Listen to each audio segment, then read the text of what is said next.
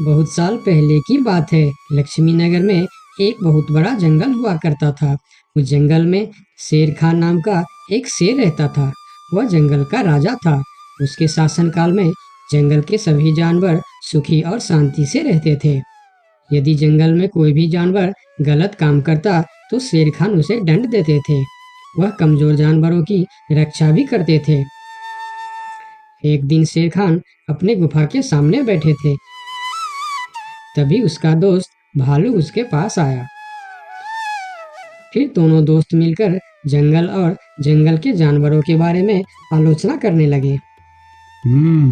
मैं इस जंगल का सबसे शक्तिशाली जानवर हूँ।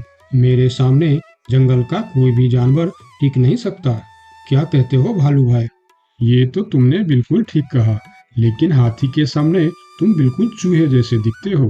क्या ठीक कहा ना मैंने शेर खान? भालू की बात सुनकर शेर खान बहुत क्रोधित हो गए। भालू, तुम्हारी हिम्मत कैसे हुई मेरे बारे में इस तरह की बातें करने की? तुम्हें पता है तुम किसके सामने बात कर रहे हो? मैं इस जंगल का राजा हूँ। तुम मेरे दोस्त हो, इसीलिए तुम्हारे साथ मैं थोड़ा मजाक कर रहा था। तुम मेरे बात का बुरा मत मानना शेर खान। शेर खान नहीं, महाराज कहो महाराज। मैं इस जंगल का राजा हूँ, इसीलिए बाकी जानवरों की तरह तुम भी मुझे आज से महाराज कह के ही बुलाओगे।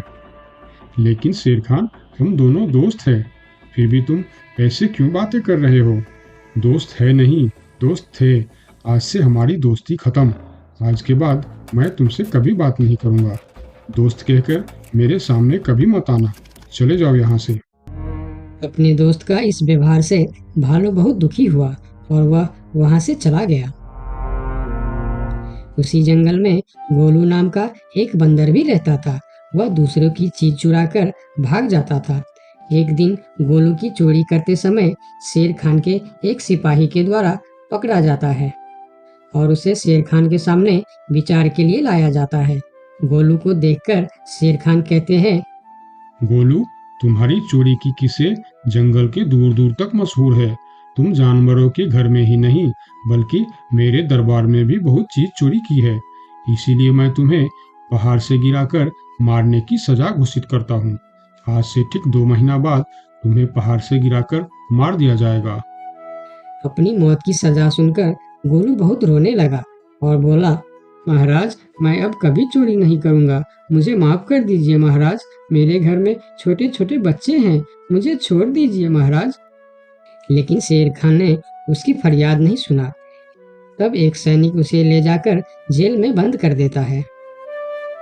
उधर गोलू का दोस्त भोलू को जब इस बात का पता चलता है, तब वह गोलू से मिलने के लिए कैद खाने में पहुंच जाता है और उससे कहता है, देखा गोलू, तुम पकड़े गए ना।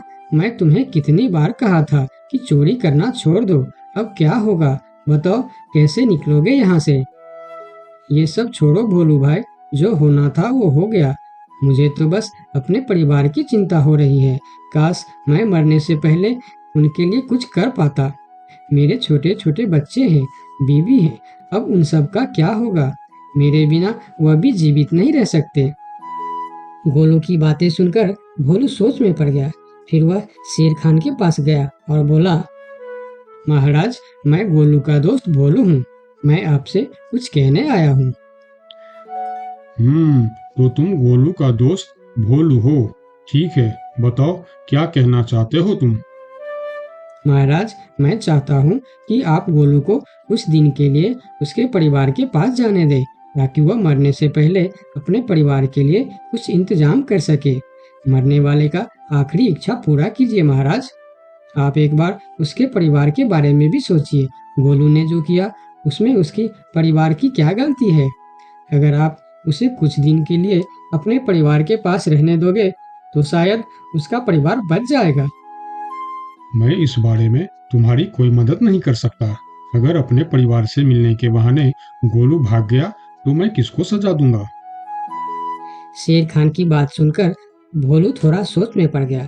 फिर बोला, तो ठीक है महाराज, आप गोलू को छोड़ दीजिए। जब तक गोलू वापस नहीं आ जाता, मैं उसकी जगह कैद खाने में रहूंगा।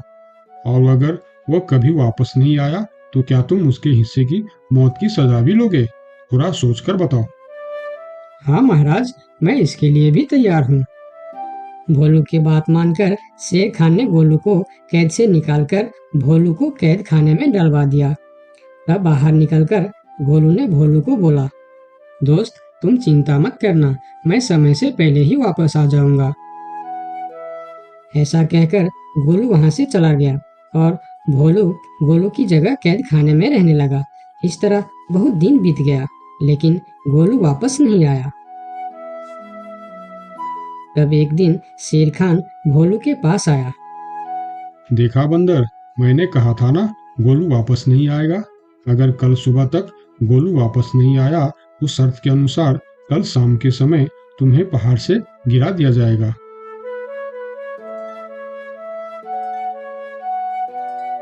अगले दिन भी जब गोलू वापस नहीं आया, तब शेर खान और उनके सैनिक भोलू को लेकर पहाड़ के किनारे पर गए।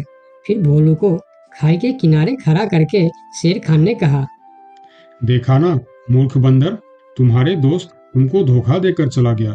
अब तुम मरने के लिए तैयार हो जाओ। लेकिन इस बार भी गोलू नहीं डरा और बोला, कोई बात नहीं महाराज, मैं अपने दोस्त के लिए मरने के लिए भी तैयार हूँ। मैं यह जानकर बहुत खुश हूँ कि मेरा दोस्त अपने परिवार के साथ खुश है। मेरे आगे पीछे और कोई नहीं है, मैं तैयार हूँ महाराज।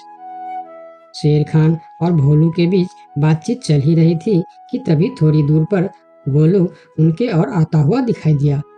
फिर पास आकर उसने बोला, तुम्हें ऐसा करने की कोई जरूरत नहीं है दोस्त।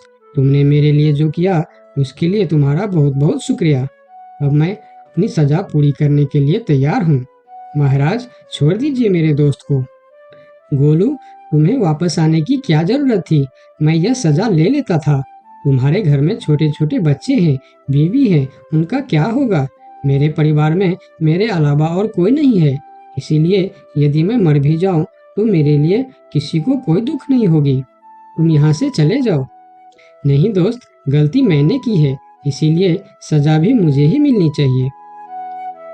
उन दोनों की दोस्ती को देखकर शेर खान सोचने लगे, ये दोनों अपने दोस्ती के खातिर एक दूसरे के लिए जान देने के लिए तैयार है, और मैं एक छोटी सी बात के लिए अपने सबसे अच्छे मित्र भालू से दोस्ती तोड़ दी। यह मैंने बहुत बड़ा गलती कर दी। मुझे इसका प्रायश्चित करना ही होगा। किसी को मरने की कोई जरूरत नहीं है। तुम दोनों की दोस्ती देखकर मैं गोलू की सजा माफ करता हूँ। और याद रखना गोलू, अगर तुमने फिर से चोरी की तो अगली बार मैं तुम्हारी सजा माफ नहीं कर पाऊंगा। नहीं नहीं महाराज, आज के बाद मैं फिर कभी ऐसा गलती नहीं करूंगा। आज से मैं ईमानदारी से मेहनत करके अपना परिवार चलाऊंगा। आपका बहुत बहुत धन्यवाद महाराज।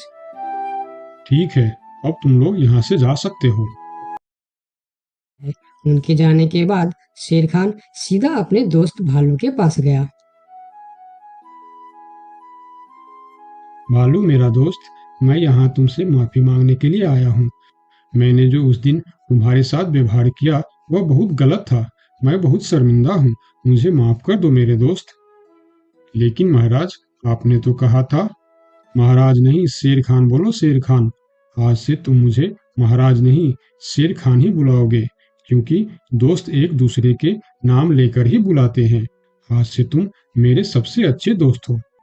गोलू और भोलू की दोस्ती देखकर शेर खान को अपनी गलती का एहसास हुआ और उसने भालू से माफी मांगी और दोनों फिर से दोस्त बन गए। तो दोस्तों, इस कहानी से हमें यह सीख मिलता है कि कभी-कभी दूसरे के अच्छाइयों को देखकर भी हम अच्छा बन जाते हैं। इसीलिए हमें हमेशा अच्छे लोगों के साथ ही दोस्ती रखनी चाहिए और अच्छे अच्छे काम भी करनी चाहिए। आपका बहुत बहुत धन्यवाद। एक समय की बात है, लक्ष्मी नगर में एक बड़ा जंगल था।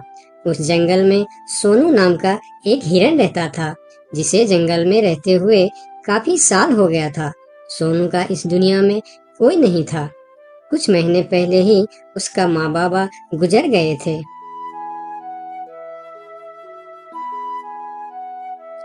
इसीलिए इस जंगल में रहते हुए उसे काफी अकेलापन महसूस होता था।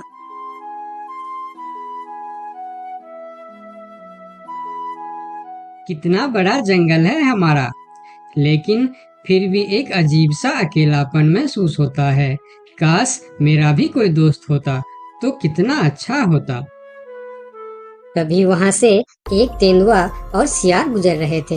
सोनू को अकेला देखकर दोनों उसके पास आए और बोलता है, अकेले अकेले क्या कर रहे हो?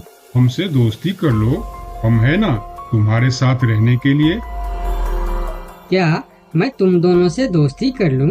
तुम लोगों को काम है दूसरे को बेवकूफ बनाना और उनका खाना चुराना और परेशान करना। तुम दोनों से दोस्ती करके मैं गलत चीजों के अलावा और कुछ नहीं सीखने वाला। इससे अच्छा तो मैं अकेले ही ठीक हूँ। अब तुम दोनों यहाँ से जा सकते हो। अभी तो तुम हमारी दोस्ती को ठुकरा रहे हो, लेकिन वक्त आने पर तुमको हमारी दोस्ती की अहमियत पता चलेगी, देख लेना। ये कहकर वह दोनों वहां से चले जाते हैं। उन दोनों के चले जाने के बाद हिरन कुछ देर बाहर बैठा रहा। फिर धीरे धीरे शाम हो गई। तब हिरन भी घर के अंदर चला गया। अगले दिन सुबह जब हिरन अपने घर के बाहर बैठा था, तब हिरन ने देखा कि एक छोटा सा हाथी जो उसकी उम्र का था, वह धीरे धीरे उसके पास आ रहा है और उनके पास आके कहा, कैसे हो प्यारे हिरन? मेरा नाम गोलू है। मैं आज ही इस जंगल में आया हूँ। तुम्हारा नाम क्या है? क्या तुम इस जंगल में रहते हो? मेरा नाम है सोनू और इसी जंगल में मैं जन्म से ही रह रहा हूँ। तुम कहाँ से आए हो? तुम्हारे साथ और कौन कौन है? मैं पास की जंगल से आज ही आया हूँ। मेरा इस दुनिया में कोई नहीं है। क्या तुम यहाँ अकेले रहते हो? हाँ, मैं अकेला ही रहता हूँ। मेरा भी इस दुनिया में कोई नहीं है दोस्त। सोनू, क्या यहाँ कोई ऐसी जगह है जहाँ मैं अपना घर बनाकर रह सकूं? हाँ दोस्त, इस जंगल में ऐसे बहुत से जगह हैं जहाँ तुम घर बनाकर रह सकते हो। आओ मेरे साथ। फिर हिरन और हाथी जंगल के और भी अंदर चले गए, जहाँ हरियाली भी थी और जगह भी बहुत सुंदर थी। यहाँ तो मैं अपना पसंद का घर आराम से बना सकता हूँ। हाँ मेरे दोस्त, और इस काम में मैं तुम्हारी मदद करूँगा।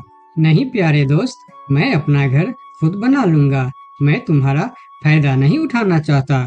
तुम मेरी बहुत मदद की है। ये सुनकर भी हिरन ने उसकी मदद करने का फैसला नहीं बदला और काम पर लग गए।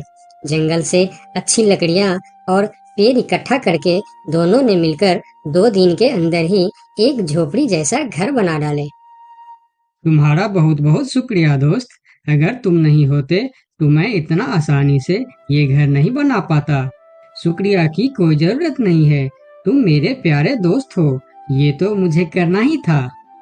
उस दिन से दोनों की दोस्ती और भी गहरी हो गई। इधर शाम होने वाली थी। हिरन अपने दोस्त से विदा लेकर अपने घर की ओर चलना शुरू किया। हिरन रोज हाथी के घर आता और दोनों सारा दिन साथ ही रहते थे। एक साथ खाते थे और मजे भी करते थे। एक दिन सोनू हिरन हाथी के घर नहीं आया तो उसे हिरन के लिए चिंता होने लगा। वह फिर चलकर हिरन के घर जा पहुंचा। अरे क्या हुआ दोस्त, तुम आज मेरे घर क्यों नहीं आए? तुम्हें ना देखकर मैं बहुत परेशान हो गया, इसीलिए मैं इधर चला आया। दोस्त, मेरा तबीयत खराब है। पूरे शरीर में बहुत दर्द हो रहा है। मैं ठीक से खड़ा भी नहीं हो पा रहा हूँ। हाथी आगे आया और हिरन के शरीर को छू कर देखा कि हिरन को तो बहुत तेज बुखार चढ़ा है। दोस्त, तुम्हें तो बहुत तेज बुखार है, लेकिन ये सब अचानक कैसे हो गया?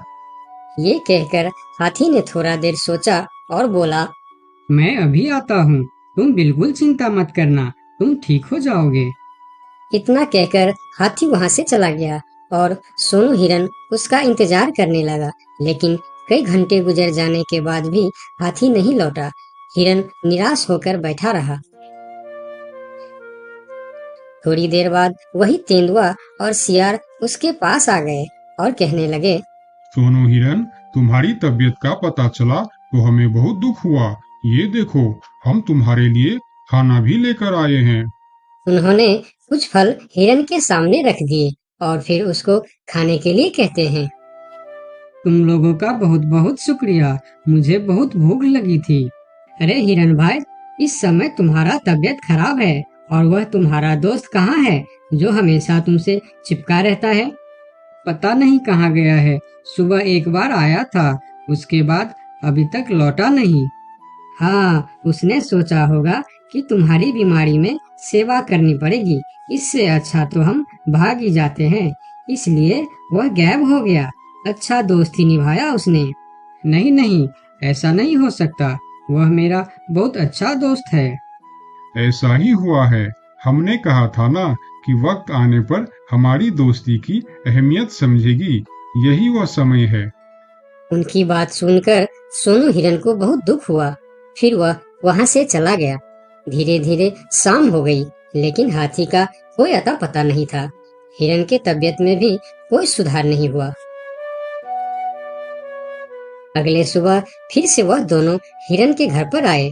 आज भी दोनों ने हिरन के लिए कुछ फल लेकर आए थे। हिरन बहुत खुश होकर खाने लगा।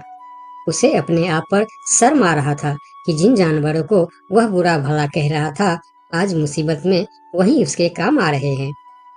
वह हर बार उनका शुक्रिया कर रहा था और माफी भी मांग रहा था। फिर थोड़ी देर बात करके दोनों वहां से चले गए। कब तक हम इनकी नौकरी करते रहेंगे? अब अपने योजना को अंजाम देने का समय आ गया है, नहीं तो बहुत देर हो जाएगा। हाँ, तुमने बिल्कुल ठीक कहा। अब हमें और समय नष्ट नहीं करना चाहिए। आज ही हमें कुछ निर्णय लेना ही पड़ेगा। चलो चलते हैं शेर सिंह के पास। शाम के समय जब हिरन अकेला था, तब हाथी वहां पर पहुंचता। उसको देखते ही सोनू हिरन को बहुत गुस्सा आ गया। क्या देखने आए हो यहाँ? यही कि मैं जिंदा हूँ या मर गया? ऐसा क्यों बोल रहे हो दोस्त? मेरा पूरा बात तो सुनो। मुझे दोस्त कहकर मत बुलाओ। दोस्त वो होता है जो अच्छे और बुरे वक्त में साथ निभाए। तुम तो मेरे तबीयत खराब होते ही मुझे छोड़कर भाग गए थे। मुझे खाना भी वह लोग लाकर दे रहे थे जिससे मैं बात तक करना पसंद नहीं करता था। तुम्हें अभी तक कुछ भी पता नहीं है, इसीलिए गुस्सा कर रहे हो। मैं तुम्हारे साथ छोड़कर नहीं भागा था। मुझे पता चल चुका था कि तुम्हें डेंगू बुखार हो गया है और तुम्हारे पास सिर्फ 3 दिन थे।